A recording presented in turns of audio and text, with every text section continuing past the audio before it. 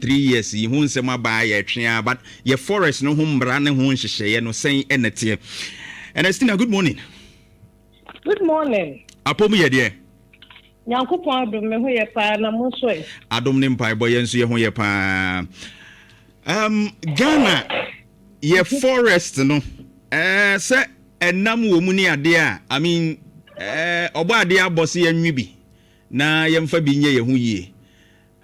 Papa bi akọ chibia minim se wa wani tua ya jail no ede ntia Yo medase me fa kwende so na be tia we tiefo nyina na mama omache ne sanso tia nananom nyina ewo Kumase na me tia forestry commission staff nyina so anope eni omadwuma pa omaya omabokwa ye hu ba abesi sabri yo asema wo bisa mlenu anu no eme se yen forestry commission for no ye de emra ahye yen sase yenye adwuma na yembo ye kwaye nsuo ene emmoa ho ban sene beya womu betna se afebo na amaye ye wo asasi su sesia ene wo nchimba eba inti ye vision ye di amaye no se yembo kwaye yu bai na yebo ho bai no so na mra wo ho wildlife division ye wo mbra eye act 1115 a year wildlife resource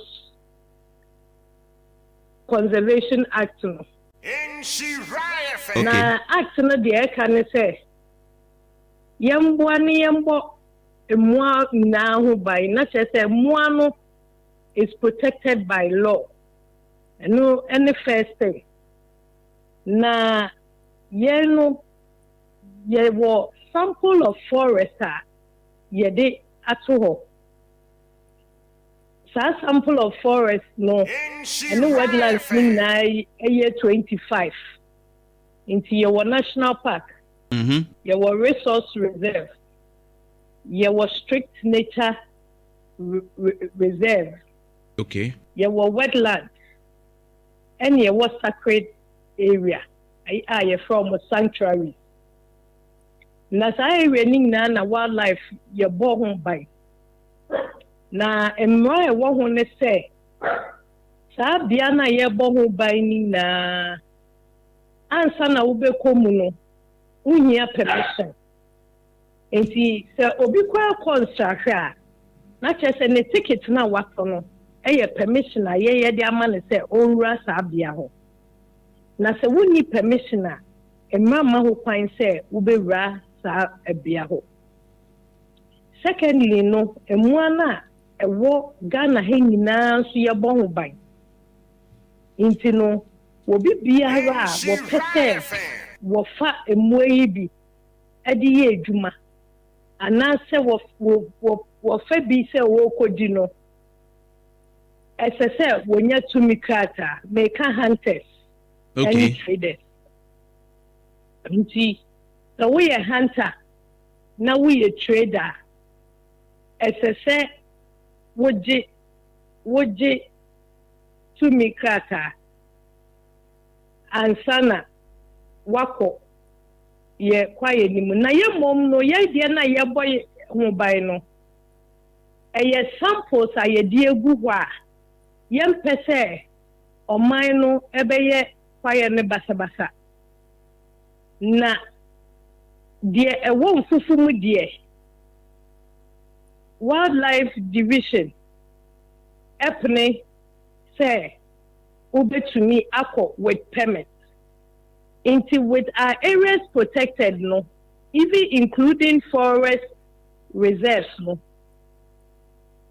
uhia tumi kata antana wako but utumi enya hayo ewo wildlife division areas no mfufu mu die ubetumi akọ ahayo with permit The reason being that yes, you be control emoano na yetumi a conserve bi na inchima nso abeto.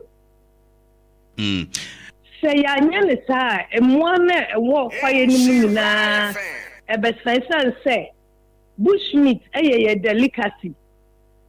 And obia dodo na so pese wo mudi bushmeat.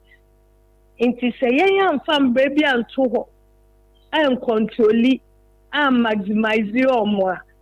Ukrapa wu pe biedi na ebeyedin se wo benye biedi. And ayen na nim say e very healthy se wo bedi bushmeat. Enunti na amayen forestry for no ye bo one ho by edia mine a mine nankasa eye on mine Ghana.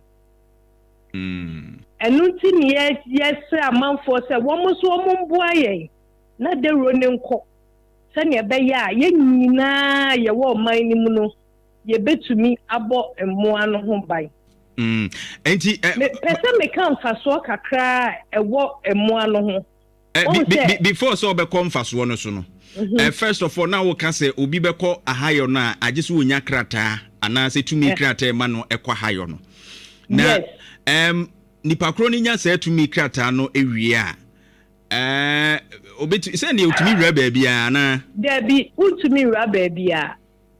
Protected areas no ye areas a ye dia to o se mo obi ankom. Se ne be ya eyi amoa no won betumi atena se afebo se e ka se wo bia nko baby a yasa protected no a na che se amoa no sanesa because se si a emfufu mu kwa no se wo ko emfufu mu a ye mo ani nyina sa e wo emfufu mu. Okay, me bo se ye wo resource reserve na ye resource reserve no ye bo ho ban akodu baby a mpempenso a ye betumi ama amanfo so akoho but the tie ne se emuanim pa yesi abo ho ban nimpo bebre na ehye ye friend say black and white colobos monkey na black and white no eno sa ye friend bibi bongo. Bongo no eye enremu na entwie. Eno so esa. Adowa krampo, adowa kitikiti kwa yare eme esa. Eye nsem bebre but what we say sesia no uni time into the mebo so nkete na. Yeah, sure. Ye dia kosi baby na dama no yasa aka ho asem. Pangolin aprawa ewo Ghana. Porcupine apese eno so esa ewo Ghana. Yewu Achichidie eno so aye vulnerable eno so echo close to say esa. Wow. Iti muano yasisa omama emuano enna scientists enye forest enye protected areas. Your national parks, any resource reserve, any strict nature reserve, dia to wa. Na chese Ghana for ana Ghana mine yare amweni na ema esa. Wow, this is serious. Emuano. Womu no muma ye aduane di. Enye direct nti no uka obi nti ase emuano. Womu no mu dua ndua edemaye. Emuano na ewo ewura mu no. Emuano. Omu dua nua. Yes, omu didi. Na se eduaba ne fa omuyam. Na se eba ne se ompese omugya omunan na. Na chese nduaba na wo omuyam no. Wo mogya atokwaye mu. Na ensu ato egu so. Ahaban kakra egu so. Na efifi aye edua. Oh, okay. So, na edua no eno nso na ma ye nsuto. Se India eni kwaye mu a nsuto enso esote. So iti nsuto nso ni ho a na chese ye ni eduane. Wow. Nessa Emuano. Almost one faso. Sure. Yes. Sure. Iti dia na ye kana yama abrantie no 3 years mo me be chechiro mu. Kwaye no emra ewo ho. Say merem. Nhyira FM. Inti se wurem a without permission na eno eye one offense. What you say?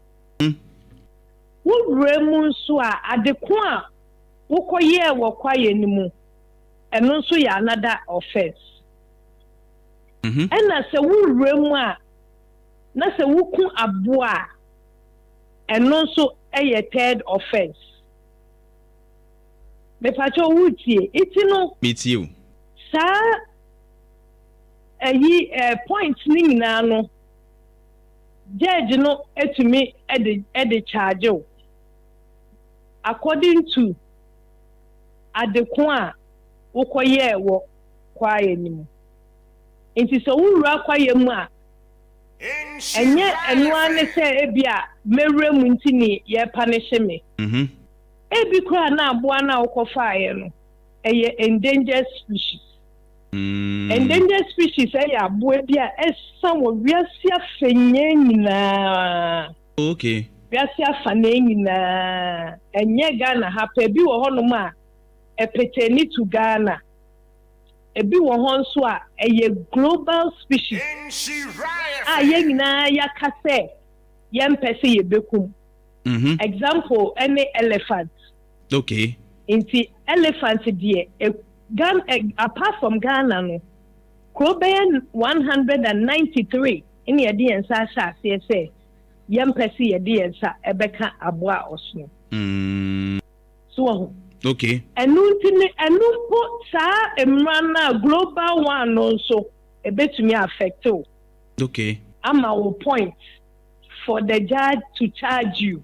So depending on aboa wokofa wo forest nimu no na betre the judge na be ma charger ye de be ma na we say de no moa ben wo sesa no emwani eye bebre emwani ye bebre nti wo emwa na ofa ye ni na no ye fe bibi schedule species. Okay. Nti appendix 1 HSA endangered species.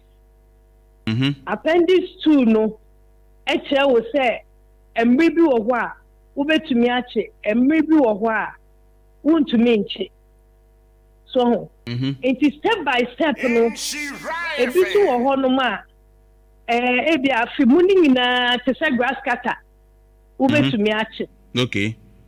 And no depending on species now watch no and also the charges ewo I can't hear no grass cutter I can't hear. Okay. I can't hear the all year round no. Ubetumi achiari. Ubetumi achi with license. Okay. Ochi. Opening edu opening season na and ubetumi achi close season untumi enchi. Opening season here from Breben to Breben. Opening season no from 2nd December. Ekopem July 30th. Okay, na see the dibronya e de awura mu akwa afefufuru. Okay. So, okay. It is some when na ye betumi abonotofa depending on who enyema ukoye wo kwaye nimu no. E dey about charge. Especially when you go to a protected areas. Se wo ko hante. A very serious offense. But they been so can say wabeshe sa niema ni nyina ansana wabo charge. What I say? Yeah, near what can nyina no emma yehu say emra no wo ho na depending on them akura obeku am ne judge no the fine jail or the obekọ ne ade. But e been so concern is a forest reserve ya no manfo hyimu didi edi galamse wo mu sese nnua ni ade a na no yin yesi akosa kira mre ye ni nso ba akomienu bi de wote eni ade sankrofo nyina ye nhye da hu si ama obi bi a 3 years 4 years ni ade but papa yi a eja kakra wakopa be na wono 3 years and ye watchire mu de nti obetumi anya saa years no ba de nti na galamsey for de ana wo mo de ne de ase yen hye dem mu convention galamsey for no so ye cheche o wonim say forestry commission as a rapid response team. Okay. One many other stakeholders are joining. One more HT, one more mining. It's mining no so you do hujuma. But one running na ya wo kwaya ya faswa ye dino. What I say? Ya wo kwaya ya faswa ye di in running na. Okay. It's depending on the court call, yeah. Depending on the judge sitting on the case. All right. Depending on the period now, assembly see, yeah. A whole lot of issues. You only step by step till they get to the end of the story. Okay. What I say? Okay. And sana ya jajo. Okay. Na bueno. Instantly, usually, you put your animals, no. The judges, some of them who knows our laws and know the importance of the animals, no. Some of them sit on the case on one day to get the issue. Okay. So, ni jina procedures. Ni jina procedures. Ni jina evidence. Okay. What the Babette say, offense a brenty ayeni. If the offense is clear, then the judge will do his or her work by judging the issue. Okay. So what I say? Okay. Right. Mami Ernestina, mami mfa wonsi amini say ye be koso adidi nkomo. Sometimes bi wa mefro krana species ni bi wo ha. Wo de afamu how relevant they are to a country ni ade. Na yetumi asua ho ade. Menim say o bibi kan finally a. Me pacho me wo bibi kitwe bi kan. Efa important na emwa no edemaye no. Okay. As at now, we are developing ecotourism in Ghana. Okay. Wuko Kenya. We have been doing it step by step. So it's in a process for a very long time. Ecotourism is going on in Ghana. Which Kenya and South Africa have done it very well. Zambia, they have done it very well, and they are getting revenue for their countries, as we are also getting revenue for our country. So you can't ecotourism now, actually saying, because ecotourism, yeah.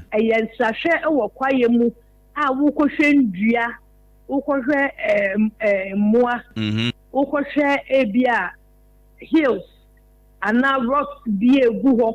So natural resources. Okay. What their tourism? What I say? Okay. For what would you see and ye? Appreciate the forest, no? Okay. So right. Na omutumi bon the road at the mine. What I say? Okay. It's ecotourism, my revenue. A boy me a decay GDP home. Emma on mine no sika kwosro. Na moyi nimwa. Ya beye dey na ecotourism no enso akoso. Okay. Aboa ananse enna obi hwe ye enna odi nwi nkente. Aboa ananse kwaku ananse. Enna obi hwe ye a enne yetumi fra kente. Okay. O hwe ye print efa your clothing wo see your Ghana month. In the heritage month ye be free frantoma any ade ade obetumi ehu say entuma no dodo na wo moa. Okay. And almost sign a war forest ye no print no a womb. Yeah. Why you may draw Nancy ye the wildlife day. Say medicinal and aromatic plants conserving health, heritage and livelihood. Semwe niwa obi su ni edwuma nye. Yeah. Emwe ɛno na nkɔfoɔ ba nsahwɛ a ɔmoda hotel ɔmoda restaurant ɔmodidi ɛwɔ abɔnten ɛtotɔ yɛ aduane ɛmia so yɛ nyɛ sika okay ebi mu nso yɛ bushmeat traders a emu yi ni hɔ a ɔno nso ni sika so wate ase emu no yɛ nneɛma bebree nsa na yɛ nipa almost mfa so dɔɔso yes yɛbɛnya aduro no koraa no yɛde fa aboa so ansa right ansa na yɛde ama yɛ nipa right ma me mfe nsi he ya right maybe need to sure you be cause we din komo na how to preserve reserve our forest near the na normal to me akoso ye da CP ma me Ernestina all right madam Ernestina Adumea Anie PRO for Wildlife Division Forestry Commission and ye ne kwatwetwe nkomo papa ya sentence no na ya jail no 3 years say wako ahayo akukumumu no na yehwe adesua kakra minim so nso asua bibia hu ni sese eno ma nye kwa Abdul Salam CPP Ashanti Regional Secretary ofia ha